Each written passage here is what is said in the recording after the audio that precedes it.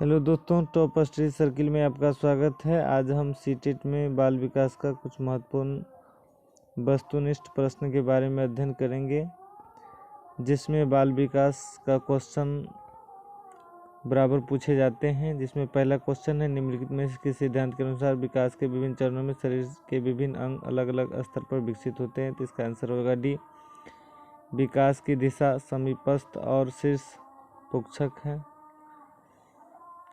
अगला प्रश्न है, निम्नलिखित कथनों में से कौन सही है। इसमें 4 कथन दिया गया है और इसमें बताना है कौन सा कथन सही है और कौन सा कथन गलत है। तो ऑप्शन ए है, बच्चों का विकास सामाजिक संस्कृति संदर्भ में होता है। बचपन एक अवधि है जिसे 10 अलग अलग चरणों में विभाजित किया जा सकता है। बच्चों की सोच सामाजिक अंतःक्रिया से प्रभावित नहीं होती है। बच्चों का विकास पूरी तरह से आनुवंशिक द्वारा निर्धारित होता है। इसका आंसर ए सही होगा। बच्चों का विकास सामाजिक संस्कृति संदर्भ में होता है। तो दोस्तों, हमारे चैनल को लाइक एवं सब्सक्राइब करना ना भूलें। अगला प्रश्न है, आनुवंशिक प्रवृत्तियों के पूर्व निर्धारित प्रकटन की प्रक्रिया कहलाती है। आनुवंशिक प्रवृत्तियों के पूर्व निर्धारित प्रकटन की प्रक्रिया कहलाती है। इसका जो प्रक्रिया कहलाएगी आनुवंशिक का, वह होगा परिपक्वता। ऑप्शन नंबर डी सही है। अगला प्रश्न है, डैश प्राथमिक है और डैश समाजीकरण का द्वितीयक घटक है। तो इसका आंसर ए सही होगा। परिवार जो है प्राथमिक है और स्कूल समाजीकरण का द्वितीय घटक है। पहला घटक समाजीकरण में परिवार आता है और समाजीकरण का दूसरा घटक स्कूल है। अगला प्रश्न है, लॉरेंस कोहलबर्ग के अनुसार 7 से 8 वर्ष के बच्चों के नैतिक निर्णयों का प्राथमिक आधार क्या है। इसका जो 7 से 8 वर्ष के बच्चों का नैतिक निर्णयों का प्राथमिक आधार जो है, इसका आंसर सी सही है, दंड और आज्ञाकारिता। 7 से 8 वर्ष के बच्चों के नैतिक निर्णयों का प्राथमिक आधार है। अगला प्रश्न है, जीन पियाजे के सिद्धांत में क्रमांकन संदर्भित करता है। क्रमांकन संदर्भित करता है जीन पियाजे के अनुसार। तो इस प्रश्न का जो आंसर होगा, जीन पियाजे ने क्रमांकन को संदर्भित करता है। तो इसका जो आंसर होगा वह होगा ए, एक आयाम के आधार पर वस्तुओं को क्रम में लिखने की क्षमता, उदाहरण के लिए लंबाई होगा।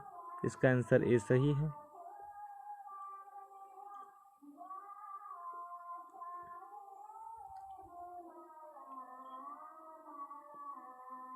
अगला प्रश्न है, 5 वर्ष की नसीमा को निश्चित रूप से पता है कि मिट्टी के गोले को सांप में परिवर्तित करने से मिट्टी कले अधिक लगती है। जीन पियाजे के अनुसार उनकी सोच के पीछे क्या कारण है। तो जीन पियाजे के अनुसार जो है सोच वह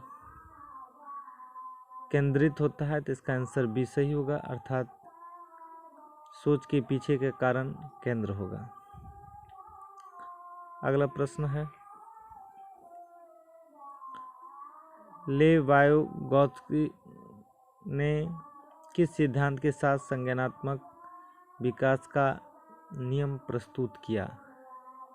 लेवाइगोत्स्की एक वैज्ञानिक है, जिसमें किन सिद्धांत के साथ जो है संज्ञानात्मक विकास का नियम प्रस्तुत किया था। उनका जो सिद्धांत था जिसमें संज्ञानात्मक विकास का नियम दिया था, वह जो है नियम जो प्रस्तुत किया था, जिसमें संज्ञानात्मक विकास का भी नियम था, तो वह नियम है, इसका आंसर होगा ए, सामाजिक रचनावाद। सामाजिक रचनावाद में वाइगोत्स्की ने संज्ञानात्मक विकास का नियम प्रस्तुत किए थे। अगला प्रश्न है, निम्नलिखित में से कौन सा शब्द लेव वायोगोस्की द्वारा स्वयं से बात करने के बच्चे के कार्य का वर्णन के लिए उपयोग किया जाता है? तो इसका आंसर ए सही होगा, निजी भाषण। निजी भाषण में बच्चे स्वयं बात करने में समर्थ होते हैं। निम्नलिखित में से कौन एक प्रगतिशील कक्षा की विशेषता है? इसका आंसर सी सही होगा, सहयोगात्मक अधिगम। सहयोगात्मक अधिगम के माध्यम से कक्षा में बच्चे प्रगतिशील होते हैं। अगला प्रश्न है, एक बच्चे में दूसरे के विचार और इच्छाओं को समझने की क्षमता होती है। बच्चे परिपूर्ण हैं। बच्चे परिपूर्ण होते हैं पारस्परिक बुद्धिमत्ता के कारण। इसका आंसर भी सही होगा। दूसरे के विचार और इच्छाओं को समझने की जो क्षमता होती है वह पारस्परिक बुद्धिमत्ता के कारण। अगला प्रश्न है, राष्ट्रीय शिक्षा नीति 2020 में निम्नलिखित में से कौन सा कथन प्रस्तावित है? अगला प्रश्न है, राष्ट्रीय शिक्षा नीति 2020 में निम्नलिखित में से कौन सा कथन प्रस्तावित है? इसका आंसर सी सही होगा, युवा छात्रों के लिए बहुभाषावाद के अधिक संज्ञानात्मक लाभ है। यह जो है राष्ट्रीय शिक्षा नीति 2020 में प्रस्तावित है। अगला प्रश्न है, लैंगिक भूमिका है। लैंगिक भूमिका क्या है? तो लैंगिक जो भूमिका है, सीखा हुआ व्यवहार। इसका आंसर ए सही होगा, सीखा हुआ व्यवहार। जो हम व्यवहार सीखते हैं वो व्यवहार जो है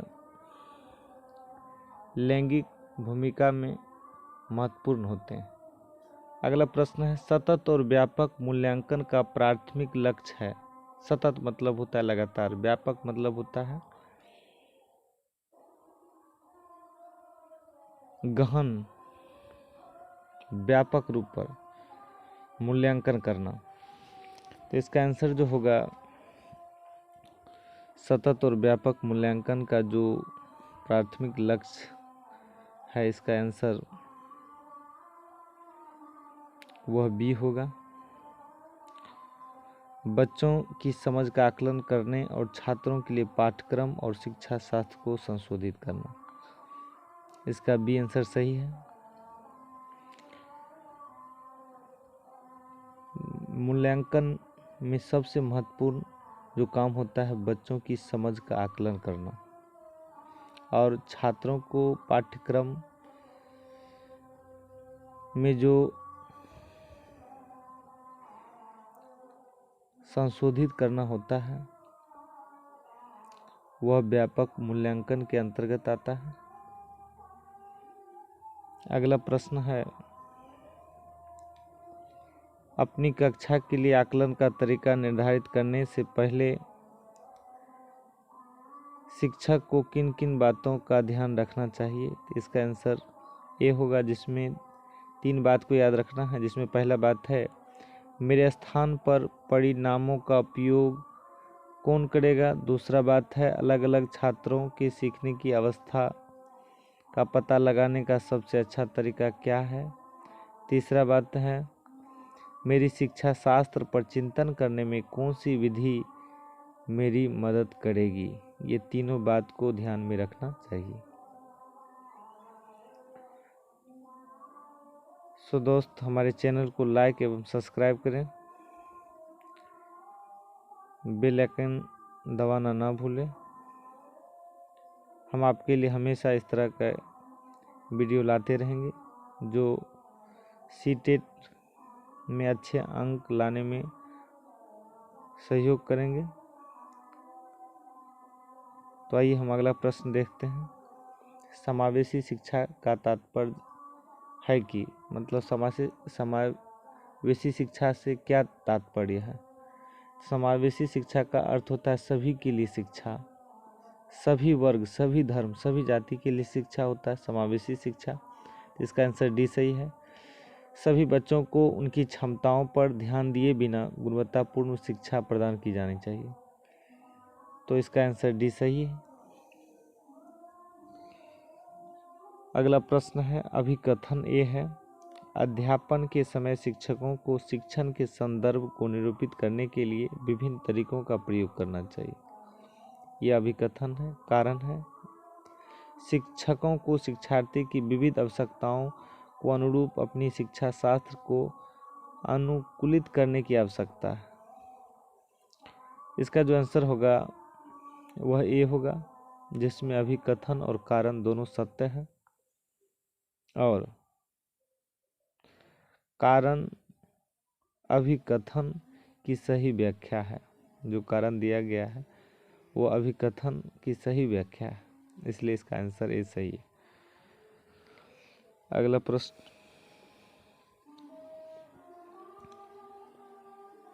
है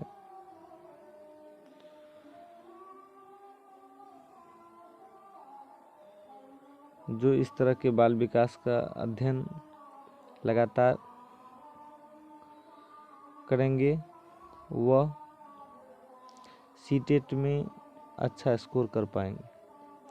तो आइए दोस्तों अगला प्रश्न देखते हैं।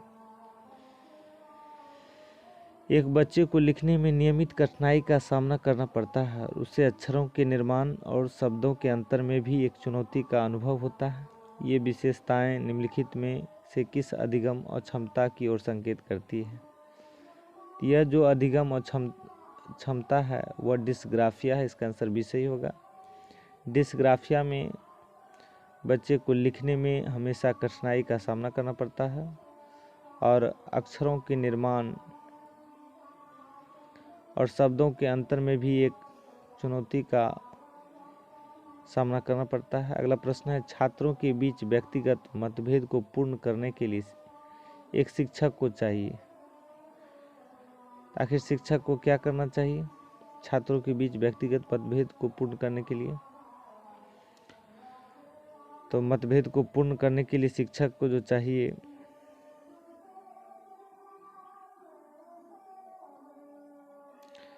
इसका आंसर भी सही होगा, विभिन्न शैक्षणिक उपागमों और मूल्यांकन के साधनों का प्रयोग करना। जो शैक्षणिक का विभिन्न उपागम है। अगला प्रश्न है, निम्नलिखित में से कौन रचनात्मक की एक अनिवार्य विशेषता है? तो अपसारी चिंतन जो है रचनात्मक की एक अनिवार्य विशेषता है। अगला प्रश्न है, छोटे बच्चे ज्ञान का निर्माण करते हैं और अर्थ बनाते हैं। तो इसका आंसर जो है डी सही होगा, जिसमें सभी सही होगा। पहला सक्रिय अन्वेषण, दूसरा खेल, तीसरा सामग्री और प्रयोग पर सक्रिय, चौथा साथियों और वयस्कों के साथ बातचीत। ये छोटे बच्चों का ज्ञान निर्माण में सहायता प्रदान करते हैं। अगला प्रश्न है, बच्चों को फ़ोन नंबर याद रखने में सहायता करने के लिए एक शिक्षक ने छात्रों को फ़ोन नंबर के 10 अंकों को 3-4 छोटी इकाइयों में विभाजित करने और फिर याद रखने का सुझाव दिया। यह शिक्षक द्वारा सुझाई गई रणनीति क्या कहलाती है? चेकिंग।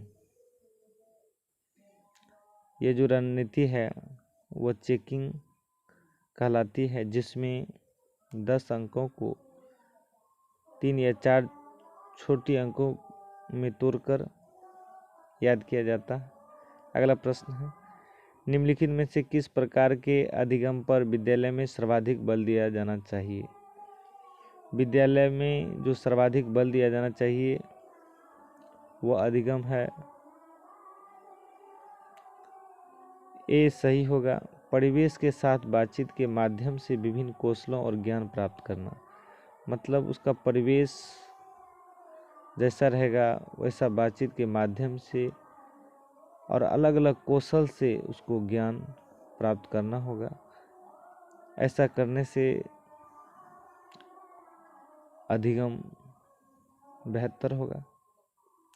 अगला प्रश्न है, निम्नलिखित में से कौन सा संग्रह छात्रों के बीच पढ़ने की सुविधा के लिए सामाजिक रचनावादी दृष्टिकोण का उदाहरण है।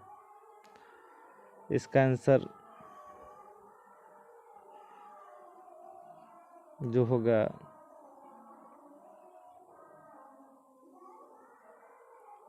वह सी होगा, जिसमें दूसरा और तीसरा सही है। दूसरा है, प्रमति ने अपने छात्रों को पढ़ने के लिए विभिन्न प्रकार की पुस्तकों में से चुनने के लिए कहा। वे छात्र जो किसी विशेष पुस्तक को पढ़ते हैं उसे नियमित रूप से पुस्तक पर चर्चा की जाती है। और तीसरा, अरुंधति नए शब्दों के अर्थ को निर्धारित करने में मदद करने के लिए प्रासंगिक सामग्री के उपयोग के महत्व पर जोर देती है। ये दोनों सही है, इसलिए इसका आंसर सी सही होगा। अगला प्रश्न है, एक शिक्षक के रूप में आप अपने विद्यार्थी में समस्या समाधान क्षमताओं को कैसे सुगम बना सकते हैं? शिक्षक रूप में विद्यार्थी में जो समस्या समाधान क्षमता को जो आसान बनाया जा सकता है वह विश्लेषण के उपयोग को प्रोत्साहित करके किया जा सकता है। इसका आंसर सी सही होगा। विश्लेषण के माध्यम से बच्चों में समस्या समाधान को आसान किया जा सकता है और इसलिए इसका आंसर जो सी होगा वह सही होगा। विश्लेषण के माध्यम से बच्चे में अधिगम काफ़ी आसान होते हैं। अगला प्रश्न है, निम्नलिखित में से किसके परिणाम स्वरूप सार्थक अधिगम की सुविधा होगी?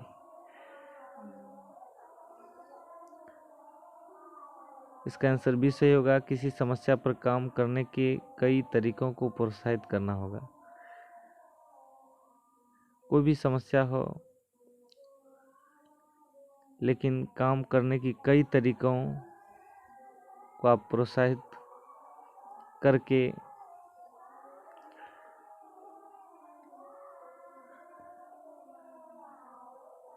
सार्थक अधिगम को आसान किया जा सकता है।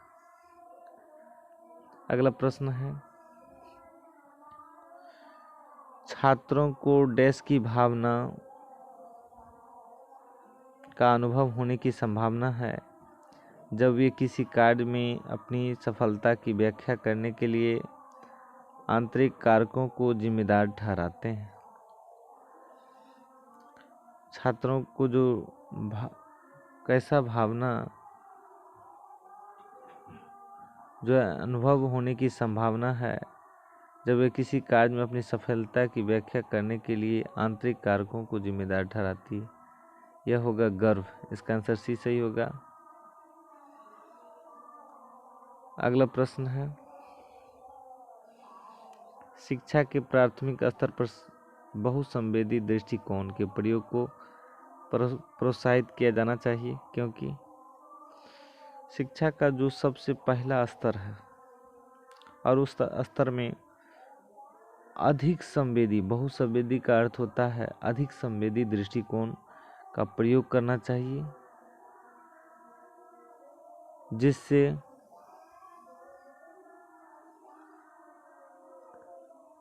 अधिगम और अधिक प्रभावी बनता है। इसलिए इसका आंसर ये सही होगा। जब बहुत अधिक संवेदनशील होंगे तो अधिगम अधिक प्रभावी होता है, इसलिए इसका आंसर ये सही है। अगला प्रश्न है, बच्चे अक्सर विभिन्न अवधारणाओं के बारे में वैकल्पिक अवधारणाएं और गलत धारणाएं बनाते हैं। इस संदर्भ में निम्नलिखित में से कौन सा कथन सही नहीं है? इसमें अक्सर बच्चे अलग अलग अवधारणाओं के बारे में वैकल्पिक अवधारणाएं और गलत अवधारणाएं बनाते हैं। इसमें जो है कौन सा कथन गलत होगा तो वह ये होगा, छात्रों द्वारा बनाई गई वैकल्पिक अवधारणा और गलत धारणाओं को शिक्षक द्वारा अत्यधिक हतोत्साहित किया जाना चाहिए। तो ये जो है कथन सही नहीं होगा। अगला प्रश्न है, तो दोस्त हमारे चैनल को लाइक एवं सब्सक्राइब करना ना भूलें। हम आपके लिए इस तरह का वीडियो हमेशा लाते रहेंगे, जिससे कि आप सीटेट में अच्छे मार्क्स ला सके। अगला प्रश्न है, अधिगम का डैश दृष्टिकोण बताता है कि छात्र की वास्तविक प्रोत्साहन और पुरस्कार छात्रों को अधिगम के लिए प्रेरित करते हैं। इसका जो आंसर होगा वह बी होगा, व्यवहार। अधिगम का व्यवहार दृष्टिकोण बताता है कि वास्तविक प्रोत्साहन और पुरस्कार छात्रों को अधिगम के लिए प्रेरित करते हैं, इसलिए इसका आंसर